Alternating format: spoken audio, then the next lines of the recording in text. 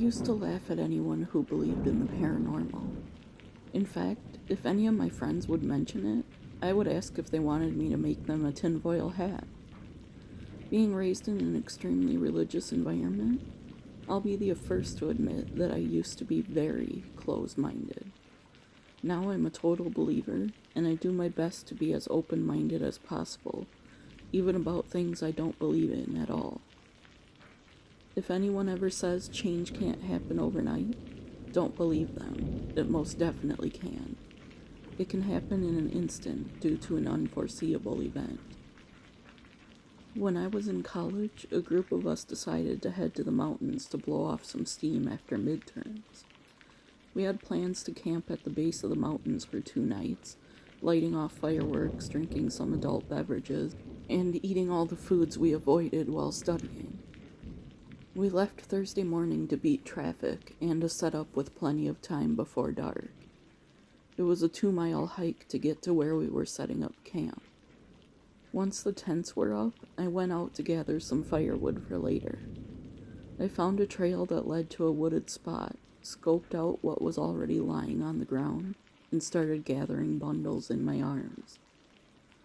I stopped for a second in the middle of picking kindling up, because I thought I heard someone coming up behind me. Figuring it was one of the guys, I continued bending down to gather some sticks, saying, "Oh thanks, I could use some extra arms." But when no one answered, I turned around to look. There was no one around. "Guess I'm hearing things," I said.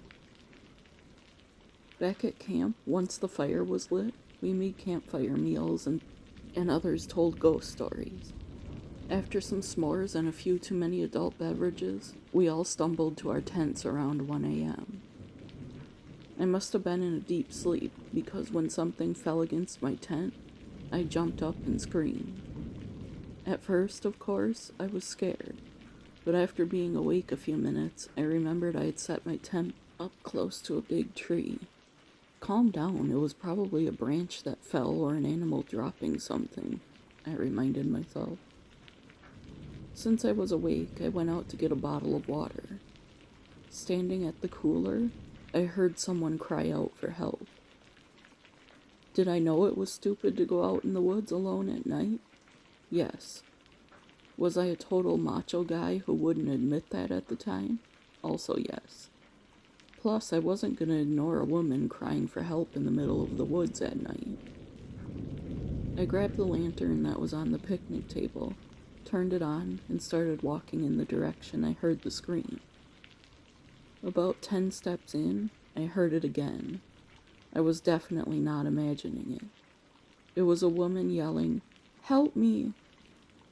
I didn't want to yell, "I'm on my way," in case she needed help because someone was trying to hurt her. Instead, I quickened my pace. I made it to a trail, guessing she might be back in the woods. I stopped for a minute to see if I could hear anything. Suddenly, I heard whispering and the sound of footsteps somewhere close up ahead. My heart began to race. I know that I was hoping to hear someone again so that I could help them, but when I heard the whispering and sounds of someone walking around close by, I began to panic.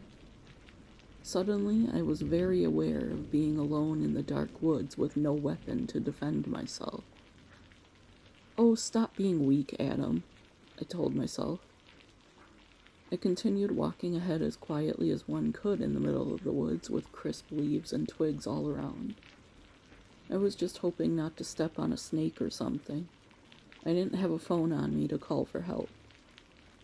Acutely aware of how stupid I was for not grabbing water and my phone and telling someone where I was going, I kept walking. I dropped the lantern when all of a sudden there was a deafening scream. The same scream as before, but I must be closer now because it sounded like it was in my ear. Lantern back in hand, I thought out my next move. First, I needed to dim the lantern as low as it would go. The moonlight was bright enough that night to see a few feet in front of me. Then, I needed to carefully find the woman who was in danger. Those screams definitely indicated danger. As I peered around each tree, I was expecting to be met on the other side of one with a weapon drawn on me or a fist in my face. Luckily, that didn't happen. But around the next tree I peered slowly around, I saw her. The woman, I presume, was screaming. I could see her hands were tied. I dropped the lantern, but in the chaos, I also felt something fall out of my pocket. I heard it clatter to the ground. "Great, my keys," I said. "You're safe. I'm here now. I'll be right there," I yelled to the woman before swooping down to pick up my keys. As I stood back up, ready to spring into action, she was gone. "Oh my God, someone took her," was my first thought. But who could have taken her in that split second without making a noise, number one? And number two, why wouldn't they have knocked me out or otherwise distracted me somehow? I had to find her now. Now I felt responsible for her. I turned the lantern all the way up, since they already knew I was in the area, and began searching as quickly as I could. I must have continued searching for nearly an hour. I was exhausted from sprinting, crouching, climbing, and walking, and I hadn't heard another word until the scream, that ear-piercing scream again. It was coming from back towards camp, so I started back that way.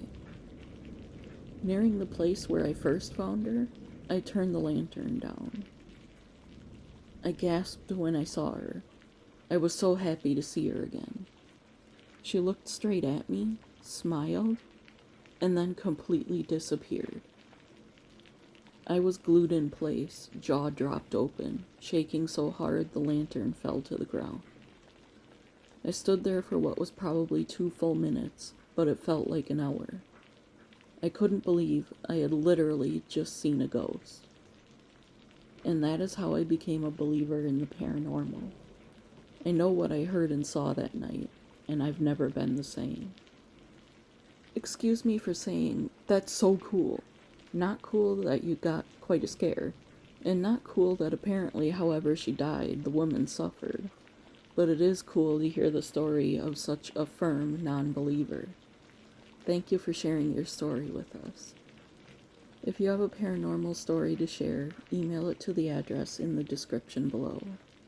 Please like the video and subscribe if you haven't. And with that, see you tomorrow, friends.